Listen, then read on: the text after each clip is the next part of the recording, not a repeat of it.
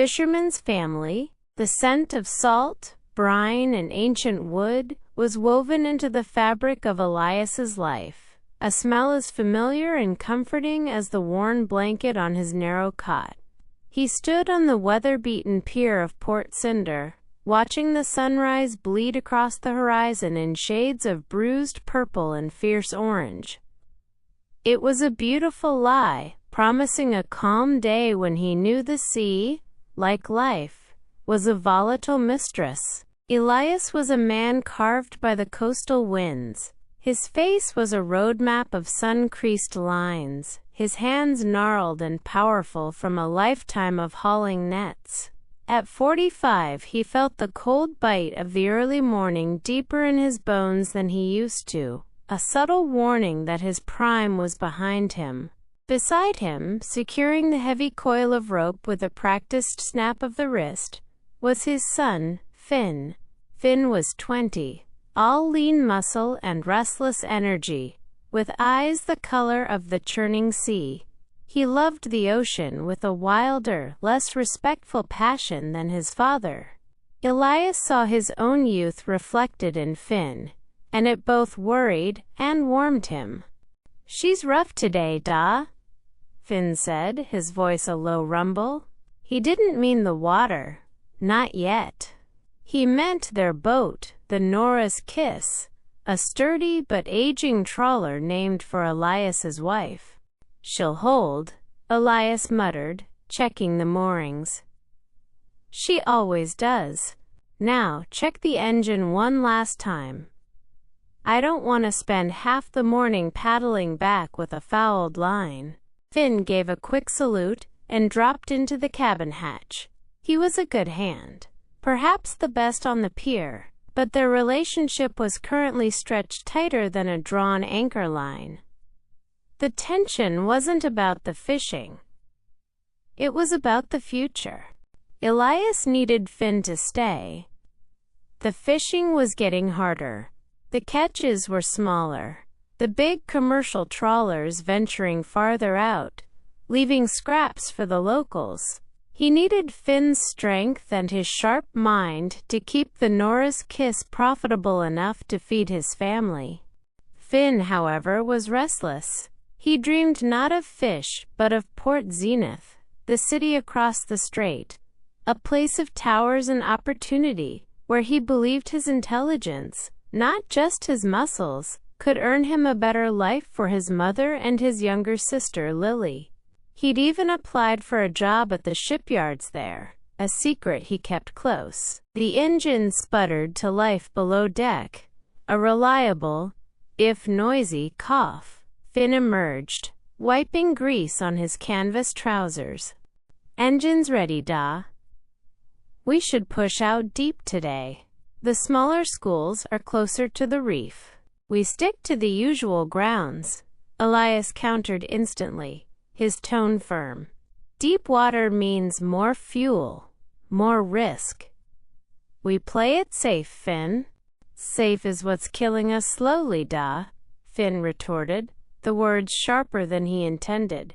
"We pull in the same meager catch we did 5 years ago, but the fuel and the nets cost double. Staying safe is costing us the house." Elias turned, his sea-blue eyes narrowed. "That house holds your mother and your sister. It holds the work of my father, and his father before him. We don't risk what we can't afford to lose. And if it means working ourselves into the grave just to hold on to an empty legacy? Is that worth it?" Finn gestured wildly toward the open sea. "The trawlers are taking everything. We need to adapt, Da. We need to go where the real fish are, or I need to go where the real money is." The threat hung in the salty air. Go where the real money is. Elias knew what that meant. Finn was serious about leaving Port Cinder. A shadow fell over them. It was Nora, Elias's wife, a woman whose beauty had faded into a more enduring strength. She carried a basket with their lunch, thick slices of bread and salted pork, and had heard the last of the exchange. "Enough," she said quietly, her voice the steadying influence it had been for 25 years. She handed Finn the basket. "You two are too much alike to ever agree, but you're too good a crew to fight now. Finn, your father is worried. Elias, your son is right. The world is changing. But today, you are a team." She placed a gentle hand on Elias's cheek. "The sea takes care of those who respect her, Elias. But it also rewards the bold. Go now. Bring my boys home safely." With Nora's quiet command settling the tension, the two men boarded the Nora's Kiss. The lines were cast off. As the small boat chugged away from the pier, Finn looked back, watching his mother grow smaller. He knew he had to make a decision soon, one that would break his father's heart but might save his family.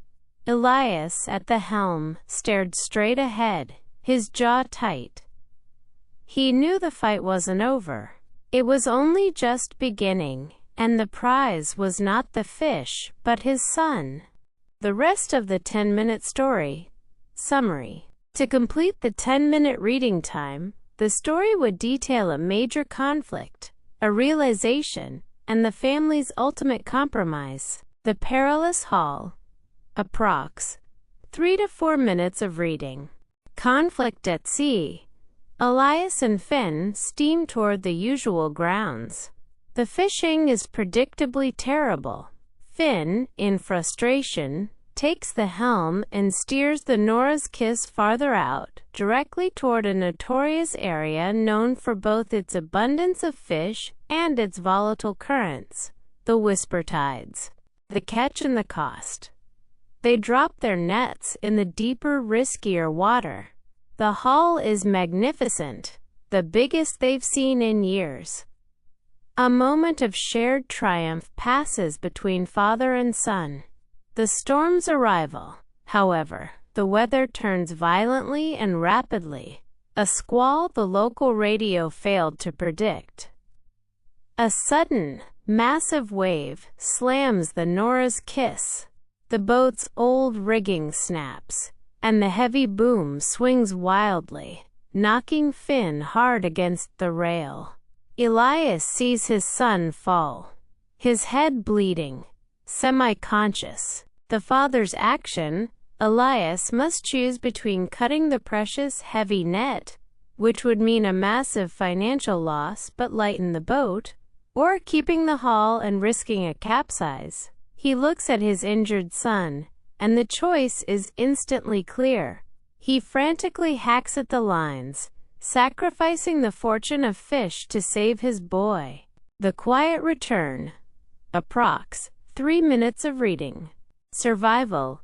Elias manages to stabilize Finn, and barely limps the damaged, empty boat back to Port Cinder, battling the wind and his own exhaustion. Nora's vigil. Nora and Lily are waiting anxiously. Nora's fear turns to focused relief and then quiet fury when she sees the state of the boat and her son. Finn is rushed to the small doctor's office. He is badly bruised and concussed, but will recover. The reckoning. Later that night, sitting in the silence of their small kitchen, Elias confesses to Nora about cutting the net. "We lost everything, Nora. The fish, the net, and nearly our boy. I was stubborn. Finn was right to push, and I was wrong to fight him." Nora places her hand on his, not in judgment, but understanding. "You didn't lose everything, Elias. You chose Finn. That's the only catch that truly matters." She reveals Finn's secret application to the Port Zenith shipyard, telling Elias she knew about it for weeks. "He isn't leaving you to abandon the sea. He's leaving to save the family by another means." A New Tide. Approx. 2 to 3 minutes of reading. The Compromise. A week later, Finn is recovering. Elias sits with him. Elias starts by giving Finn the letter from the shipyard, an acceptance of employment. He tells Finn to take the job. The legacy redefined. Elias explains that the legacy isn't the Nora's kiss or the house, but the family itself. He says he'll sell the aging trawler and use the money and the insurance from the damaged rigging to buy a smaller, simpler boat, one he can manage alone for local tourist charters and smaller hauls. The son's promise. Finn, touched by his father's immense shift in perspective, assures him he won't be abandoning him. He promises to send money and to come home every month, using his new skills and income to help Elias maintain the smaller boat. He will use his shipyard contacts to sell the Nora's Kiss for a better price. Final scene and theme. The story closes with Finn leaving for Port Zenith, not as an escapee, but as a new kind of fisherman, casting his line not into the sea but into the currents of the city. Elias stands on the pier, no longer looking at the sea with defiance, but with a quiet acceptance of change. The family is divided by distance, but unified by a new respect and a deeper understanding of what it means to keep their small boat of a family afloat. The love between them is the truest legacy of the sea. This story